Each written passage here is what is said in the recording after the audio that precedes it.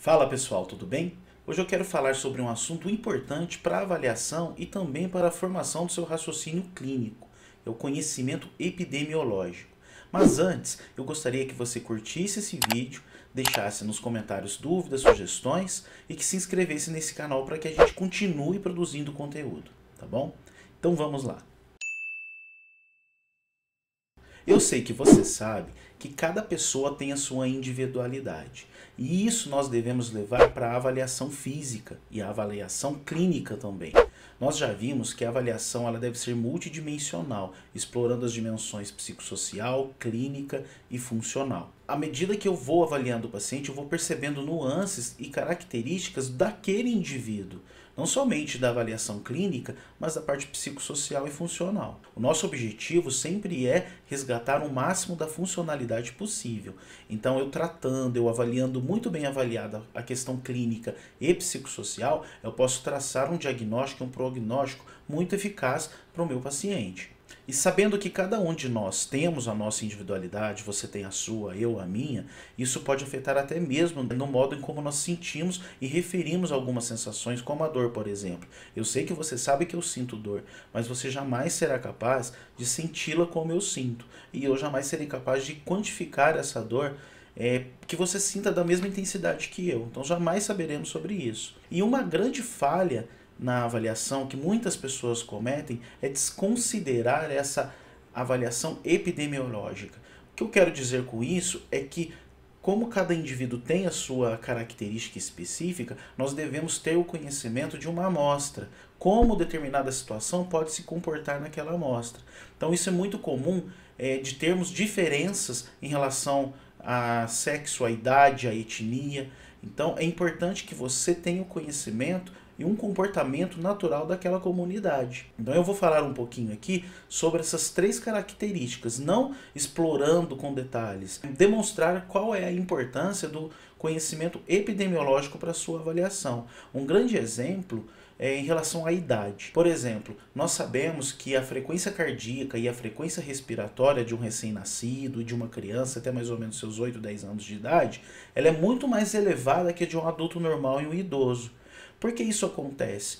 Por conta do metabolismo acelerado. Esse indivíduo ele está em constante crescimento. Então imaginem que ele deva receber nutrientes e oxigênio constantemente, claro, constantemente, mas receber de uma forma tão intensa para suprir o metabolismo acelerado desse indivíduo. Então as crianças, elas respiram e o seu coração bate mais rápido justamente por isso, para suprir a necessidade desse alto metabolismo. Nós aprendemos na faculdade sobre os valores de referência, né, de cada sinal vital de um indivíduo em determinada faixa etária.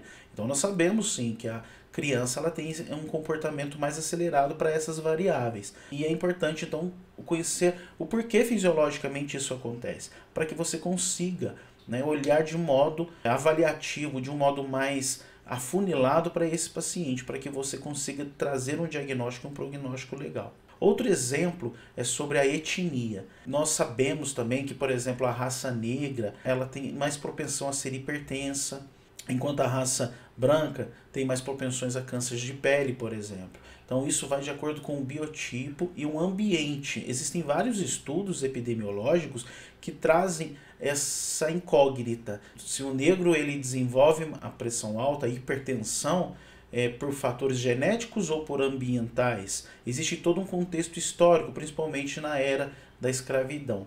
Como eu disse, nós não estamos explorando esses assuntos específicos, mas trazendo que cada comunidade tem uma diferença. Que você possa trazer isso para a sua avaliação, para que você consiga determinar isso. E como que você vai conseguir ter um olhar específico para isso? Buscando artigos científicos, práticas baseadas em evidências, tendo o hábito de buscar a leitura e o conhecimento científico, para que você tenha um senso crítico, desenvolvendo o seu raciocínio clínico. Então, o nosso raciocínio clínico, ele é como se ele fosse o pilares entre o solo e o telhado, a base de uma casa, os pilares e o telhado. Os pilares é o raciocínio clínico, a base, o piso, que é o conhecimento que nós adquirimos na faculdade. E o teto é o resultado, é a escolha do seu tratamento clínico. as técnicas que você aprende. Então nós conseguimos edificar o nosso conhecimento e a nossa atuação usando essa analogia. E para você formar o raciocínio clínico, que é o principal, não é nem a base, são os pilares, você tem que ter um conhecimento e o hábito de estudar. E pôr em prática todo o conhecimento prévio, assimilando situações para edificar e formar o seu telhado. E o raciocínio clínico ele vai se evoluindo com o tempo. À medida que você vai juntando os seus conhecimentos da graduação, as técnicas que você estudou, utilizou para aprender técnicas manuais, técnicas de fisioterapia respiratória, à medida que você vai usando tudo isso, você vai sensibilizando o seu raciocínio clínico. E isso é o mais importante para um fisioterapeuta e para qualquer outro profissional da área da saúde. É importante que você tenha o conhecimento e consiga aplicar e tratar de modo eficiente o seu paciente. Voltando para essas variáveis, além da idade e da etnia, nós temos o sexo. Então, nós sabemos também, por exemplo, que o homem ele tem mais força muscular, ele tem mais explosão, né, de contração do que a mulher. E outras diferenças, não somente biológicas, mas fisiológicas também.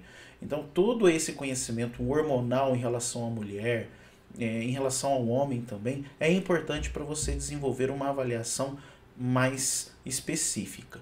Então, esses são alguns exemplos, somente alguns exemplos, de como nós podemos formar um conhecimento epidemiológico.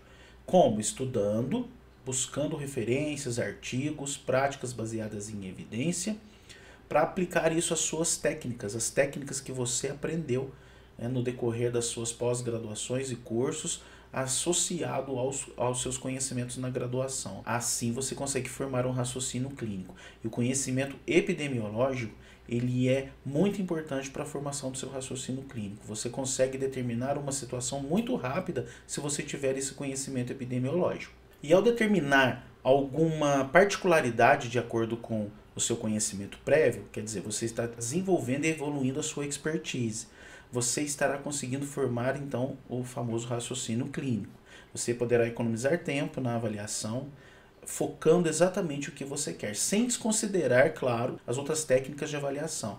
Assim você poderá utilizar os instrumentos de avaliação de modo adequado, os seus questionamentos em relação àquele paciente, exames laboratoriais, focando no conhecimento epidemiológico. Então é muito importante sim que você tenha conhecimento das diferenças fisiológicas, anatômicas, morfológicas, psicossociais e ambientais de cada comunidade, seja ela geográfica ou de acordo com a idade desse paciente. E é isso, mais importante que saber avaliar é também diferenciar as peças do quebra-cabeça que é a anamnese.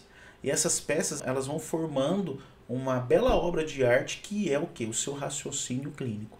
Por meio do seu raciocínio clínico, você consegue formar uma bela obra de arte que é integrar os seus conhecimentos prévios sobre os assuntos, sobre determinada disciplina, determinada variável, o seu raciocínio clínico e as técnicas que você aprendeu de tratamento. Tá legal? Então, foi só mais um bate-papo sobre conhecimento epidemiológico. Vamos deixar aí nos comentários algumas questões, algumas dúvidas que a gente possa ir estudando junto também, sobre etnia, sobre idade, sobre sexo e sobre outras variáveis que vocês queiram comentar a respeito. Tá? Bom, então peço novamente que vocês curtam esse vídeo e se inscrevam no meu canal para que a gente venha aqui toda semana trazer algum conteúdo, tá bom? Então um abraço, pessoal.